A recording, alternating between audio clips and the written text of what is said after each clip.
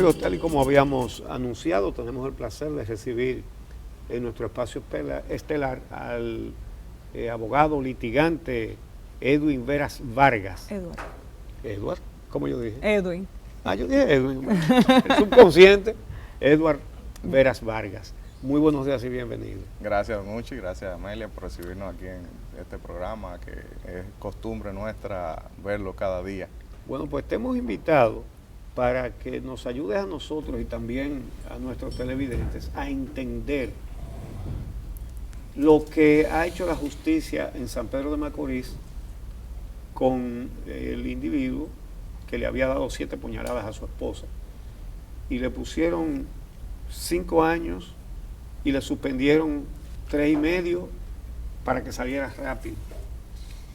El proceso tiene vicios, el proceso es correcto en lo que se hizo para soltarlo. Necesitamos que nos analices cada paso, a ver en qué hubo violación de la ley, de la Constitución, o si todo eso de soltar a ese hombre fue correcto. Bien, yo de entrada debo de decirle a los telespectadores que a mi juicio esto es una monstruosidad, una barbaridad. El sistema, sin duda, a través de todos sus componentes, hay que analizarlo. Sus actuaciones deben de ser vistas con un microscopio, porque no es posible tantos errores y tantas casualidades para que este individuo tan peligroso en relación a esa víctima que finalmente terminó perdiendo la vida a manos de este asesino, fuera a la calle. De entrada, yo quiero decirles que el Código Procesal Penal ciertamente prevé lo que se llaman los procesos abreviados. Hay 2 tipos de procesos penales abreviados. Uno es el acuerdo pleno, que se puede implementar, se puede aplicar antes de que haya un auto de apertura a juicio, o sea, antes de que se supere la etapa intermedia, y otro es el acuerdo parcial, que es el que ya se hace en fase de juicio. ¿Cuál es la diferencia entre uno y otro? Que el acuerdo parcial, que fue el de la especie, porque esto era un caso que estaba ante el Tribunal Colegiado de San Pedro de Macorís, tiene que darse solamente respecto de los hechos, no puede intervenir respecto a la pena. Respecto a la pena hay que celebrar un juicio en una etapa posterior, pero esto fue express. El mismo día conocieron del acuerdo. Entonces eso es una violación a la ley. Claro, es una violación. Y los jueces sabrán que eso es una violación a la ley o no la conocen la ley. Yo sospecho que conocen la ley y sospecho que lo saben, porque el texto del artículo 366 es muy claro. O sea, es un juicio, hay que hacer un juicio sobre la pena. El acuerdo en esa fase solamente es respecto de los hechos. Se supone, como pasa en las películas, que los jueces le pregunten al imputado, mire, dígame lo que usted hizo en contra de esa persona, y que luego de que él narre de viva voz lo que él hizo y que admita los hechos, entonces para una fecha posterior, entonces se fija un juicio en relación a la pena a imponerle, en base a esos hechos que él admitió. Primero hay esa audiencia nada más para que confiese. Prácticamente. Y eso usted lo puede ver en la película, y si el juez no está satisfecho con lo que se está proponiendo en cuanto al acuerdo, en cuanto a pena, que no debió de haber acuerdo en cuanto a pena ahí, porque en la legislación dominicana eso solamente es posible en los acuerdos plenos, que son en una etapa anterior. Eso, si era antes de que hubiera un auto de apertura a juicio, antes de que el caso fuera a juicio, sí podía haber un acuerdo pleno, pero en esa fase no. En esa fase es declárate culpable y la pena la discutimos después. Pero bueno, vamos a compartir un cafecito con usted. Muchas gracias. Para continuar esta conversación, quisiera entender, usted dice que se puede hacer un acuerdo pleno. Gracias. Sí, antes de que se inicie el juicio. Aquí hubo juicio, porque eso es lo que no entendemos. Hubo juicio y además el tipo de delito que se admite aparentemente está vinculado directamente con el intento de asesinato. Por tanto, también el tipo de acuerdo favorece una pena que no se corresponde con el tipo penal que él admitió. Bien, por la sede, porque no tenemos todos los documentos. De hecho, ayer tuiteaba una organización cívica, Somos Pueblo, que había tratado de acceder a los documentos y no están todos. De hecho, la propia periodista Edith Febles, en su programa que le ha dado tanta cobertura a este caso, no ha podido acceder a todos los documentos tampoco. Entonces, por lo que tenemos, por el acta y la sentencia, nosotros entendemos que eso estaba en fase de juicio ante el tribunal colegiado. Ante el tribunal colegiado solo van los casos que están en juicio. Ya habían pasado por el tamiz del juicio preliminar ante el juez de la instrucción. Por lo tanto, ahí no era posible un acuerdo pleno, solamente era posible un acuerdo parcial, el que se limita a los hechos. Para la pena había que celebrar un juicio posterior solamente respecto a ese aspecto. ¿Y un acuerdo parcial en qué consiste? Admitir los hechos. Admitir los hechos. Hasta ahí lo dejan y se convoca un juicio posterior sobre la pena con la presencia de todas las partes, incluyendo la víctima. Entonces ahí el tribunal debió de fijar una pena que no podía ser en ningún caso menor de 30 años porque la acusación se refiere ¿a qué? A un crimen correlativo, a un homicidio, a una tentativa de homicidio correlativa a otro crimen. Y en ese caso el 304 del Código Penal impone que la pena sea necesariamente de 30 años de prisión. Y 30 años de reclusión mayor. O sea que el tipo de delito que le admitió, tal y como yo decía hace un momento, se corresponde con tentativa de asesinato, intento de asesinato. Claro. Y la pena es de 30 años. ¿Puede haber un acuerdo en base a la pena cuando se comete este tipo de delito? Ni puede haberlo por el escenario. Ya solamente era sobre los hechos que podía haber acuerdo. Y ni los jueces podían imponerle una pena inferior a la que le toca, porque eso había que discutirlo. Y los jueces entonces ahí, independientemente de que el Ministerio Público le pida, en virtud de que escribió en un documento que vamos a llamarle acuerdo, que le iba a pedir 5 años y más de 2/3 de la pena suspendida, los jueces no son sello gomígrafo. Los jueces tenían que rechazar ese acuerdo, de considerar lo que se trata de algo abominable. O sea, ¿cómo usted puede darle la bendición a un acto, a una iniquidad tan grande? Eso es algo que los jueces no son burócratas. Hay que sospechar que ahí se ha movido algo extraño. Bueno, quizás lo que se ha movido no es tan extraño. Sí, realmente. En este país. Pero ya tú has citado ya una cantidad de cosas. Yo no sé si faltan más, pero primero, la audiencia en que lo mandaron para la calle no era más que para que él confesara y no podían poner la sanción ahí. No. Número uno. Segundo, tenían la obligación de hacer un juicio posterior para determinar la pena, no podían hacerlo en la misma audiencia. Así es. Ahí van dos, pero los jueces saben todo eso, Claro yo, que sí. ¿verdad? Entonces, luego, la pena no podía ser menos de 30 años porque la tentativa de homicidio se castiga como el homicidio mismo. No homicidio, no, es asesinato. Aquí concurren varias infracciones, varias situaciones que militan en contra de la aplicación de una pena tan benigna y con esa suspensión. Primero, las agravantes del artículo 309, guión 4, si mal no recuerdo, del Código Penal, que son las agravantes de la violencia intrafamiliar. Una de ellas, por ejemplo, que se hayan empleado armas, que se haya perpetrado los actos de violencia delante de menores de edad, hacen que la pena automáticamente esté agravada de 5 a 10 años, inmediatamente. La tentativa de homicidio, que fue la calificación retenida originalmente, se castiga como el homicidio mismo, de 3 a 20 años de reclusión mayor. Pero ¿qué dice el 304 del Código Penal, el artículo 304? Que si esa tentativa de homicidio o el homicidio está relacionado, precede o sucede a otro crimen o delito, necesariamente la pena aplicable a ese infractor es de 30 años de reclusión. ¿Y cómo que si sigue a otro crimen o delito? Por ejemplo, en un acto como este, donde había actos de violencia intrafamiliar previo y hubo una tentativa de homicidio, ahí hay un concurso de infracciones, ¿verdad? E infracciones que se siguen la una a la otra. Y entonces, en ese caso, necesariamente la pena tiene que ser de 30 años. ¿Cómo se puede interpretar el hecho de que la fiscal a cargo de la investigación, la fiscal Luz Aurora Almonte, en audiencia indicó que se retiraba porque desconocía que el acuerdo del que se estaba hablando, se retira de la audiencia y sube su superior, que es Margarita Hernández, y aún en medio de esa situación se conoce el famoso acuerdo. Una. Dos, no había participación ni siquiera a través de un representante de la víctima misma para escuchar su opinión con relación a este acuerdo. ¿Cómo podemos interpretar ambos casos? Lo primero es que vamos a empezar por lo último.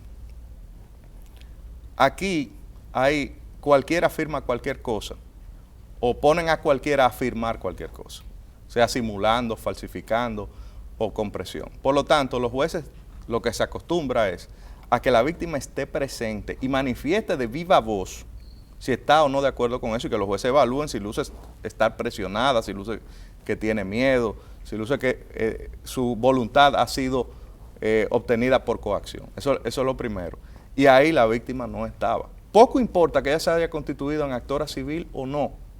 Poco importa, porque se trata de una infracción de acción pública. El deber de los jueces para aplicar algo, una solución tan benigna, era escuchar el parecer de ella. Entonces, vámonos con el devenir y el desarrollo de la audiencia. Pero que a mí me parece que eso no es suficiente, que la víctima diga que está de acuerdo, porque una mujer a la que le han dado 7 puñaladas, que se va a enfrentar y le va a decir, no, yo no quiero que salga. Pero se supone que eso, que los jueces no solamente le pregunten, sino que le hagan una entrevista profunda para ver si luce ser una persona que está en uso de sus facultades y está accediendo a ese acuerdo en condiciones normales, o si está presionada, si su voluntad ha sido arrancada por coacción. Porque en un escenario como ese, normalmente la gente tiende a decir la verdad. Y los jueces pueden apreciar eso porque tienen mucha experiencia. Y debieron de entrevistarla personalmente y decir, no, yo voy a parar esto, que venga ella, que yo la quiero escuchar. ¿Y qué significado legal tiene el hecho de que le hayan dado ese trato tan benigno sin la presencia de la víctima? Pero para mí me parece algo totalmente escandaloso y que se sale de todos los parámetros. De todos los parámetros. O sea, no conozco un solo caso en que la víctima no haya sido escuchada en un caso tan grave para aplicar un acuerdo tan benigno. No conozco otro caso. Pero yo quería hablar de la primera parte de la pregunta que me hace Amelia con relación a la audiencia.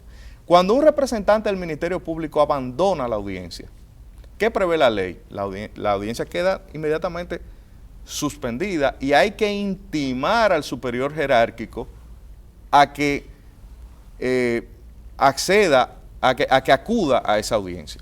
En el caso concreto, ¿qué hizo el tribunal colegiado? Dijo, bueno, yo le voy a dar un turno posterior y luego, alrededor de las 11 y tanto de la mañana, antes del mediodía, viene entonces la fiscal, que fue la que hizo el acuerdo, y viene y lo sustenta. O sea, a mí me parece algo totalmente irregular. Para mí esa audiencia había que aplazarla inmediatamente e intimar, no a esa fiscal, que era la jefa del Departamento de Violencia de Género, había que, a mi juicio, intimar al fiscal titular de San Pedro de Macorís para que estuviera en auto de lo que estaba pasando y que decidiera qué iba a hacer el Ministerio Público en ese caso.